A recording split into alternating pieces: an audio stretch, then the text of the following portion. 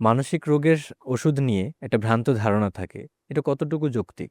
আসলে মানসিক রোগের ওষুধ নিয়ে শুধু বাংলাদেশে নয়, সারা পৃথিবীতেই নানান ধরনের ভ্রান্ত ধারণা রয়েছে এবং এই ভ্রান্ত ধারণার কারণে মানসিক রোগের অপচিকিৎসাগুলো কিন্তু বেশি হচ্ছে। আমরা অনেক সময় মনে করি যে মানসিক রোগের ওষুধের পার্শ্ব প্রতিক্রিয়া অনেক বেশি। কিন্তু মূলত পার্শ্ব প্রতিক্রিয়াকে কনসিডার করে, বিবেচনা করেই কিন্তু ওষুধগুলোকে লাইসেন্স দেওয়া হয়েছে। কোথাও আগুন লাগলে, কোনো ঘরে আগুন লাগলে, কোনো অফিসে আগুন লাগলে হুম। আমাদের প্রথম কাজ হচ্ছে সেখানে পানি দেয়া। তো পানি দিলে কিন্তু সেই বাড়ির কাঁথা বালিশ ভিজে যাবে। অফিসের নানান আসবাবপত্র, কম্পিউটার, দামি, দামি ইলেকট্রনিক জিনিস ভিজে যাবে। হুম। আমরা কিন্তু আগুনে পানি দেওয়ার আগে সেইগুলো বিবেচনা করি না। কারণ আমাকে ১ম মনে রাখতে হয় যে আগুনটি নেভাতে হবে। আর সে পানির জন্য যদি আমার আসবাবপত্র ভিজে যায়, কাঁথা বালিশ ভিজে যায়, সেগুলো হচ্ছে পার্শ্ব প্রতিক্রিয়া। তাহলে মানসিক রোগের চিকিৎসায় যে ওষুধগুলোকে আমরা ব্যবহার করে থাকি, সেগুলো হচ্ছে আগুনে পানি দেওয়ার মতো। অর্থাৎ আমরা যদি রোগের চিকিৎসায় ওষুধ দেই, তাহলে রোগের যে ক্ষতি সেটি কমে যাবে।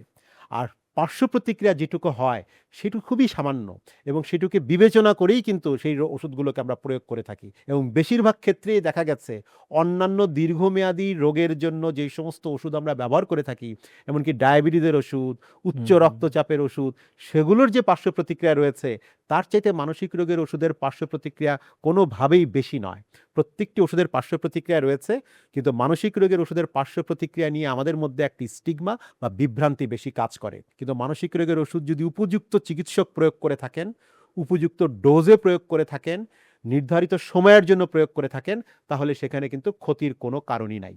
ফলে আমাদেরকে দেখতে হবে ওষুধ কার কাছ থেকে নিচ্ছি, দোকান হুম। থেকে কিনে নিজে, নিজে খাওয়া যাবে না। কিভাবে নিচ্ছি, কতদিন নিচ্ছি। সুতরাং ওষুধ নিয়ে ভ্রান্ত ধারণাগুলো আমাদের দূর করতে হবে। একটা ভ্রান্ত ধারণা আমরা প্রায়শই দেখি এবং এটি সোশ্যাল মিডিয়ায় বেশ আমরা দেখি ভাইরাল হয়েছে যে মানসিক রোগের কোনো, কোনো ওষুধ বোধহয় আমাদেরকে আত্মহত্যার দিকে ধাবিত করে। এটিও কিন্তু একটি সম্পূর্ণ ভ্রান্ত ধারণা। মানসিক রোগের চিকিৎসায় ব্যবহৃত কিছু, কিছু ওষুধ, বিশেষ করে অ্যান্টি ডিপ্রেশন ওষুধের মধ্যে কোনো, কোনো আছে যেটি মানুষের ভেতরে তার সক্ষমতাকে, তার সেলফ এস্টিমকে, তার ইচ্ছাকে হুম। অনেক সময় বাড়িয়ে দেয়। চিকিৎসার একটি পর্যায়ে যার আগে আত্মহত্যা করার একটি প্রবণতা ছিল, তার যখন অ্যালার্টনেস বাড়বে, তার যখন শক্তি বাড়বে, তার ডিপ্রেশনের কারণে তো আত্মহত্যা করার শক্তি ছিল না। ওষুধ খেয়ে যখন শক্তি বাড়বে, তখন কিন্তু তার ভেতরে এরকম প্রবণতা কখনো আসতেও পারে। কিন্তু সেটি ওষুধের পার্শ্ব প্রতিক্রিয়া নয়। সেটি হচ্ছে আমাদের চিকিৎসা ব্যবস্থার ভেতরে কিভাবে তাকে চিকিৎসা করছি সেটার উপর নির্ভর করে। সুতরাং বিষণ্ণতার রোগীকে যখন আমরা এরকম তাকে মুড এলিভেট করার, অর্থাৎ তাকে হুম। সক্রিয় করার ওষুধটি দেব, তখন কিন্তু তাকে আমাদেরকে নিবিড় পর্যবেক্ষণে রাখতে হবে। নিবিড় পর্যবেক্ষণে রেখে ওষুধ দিলে ভয়ের কোনোই কারণ নাই।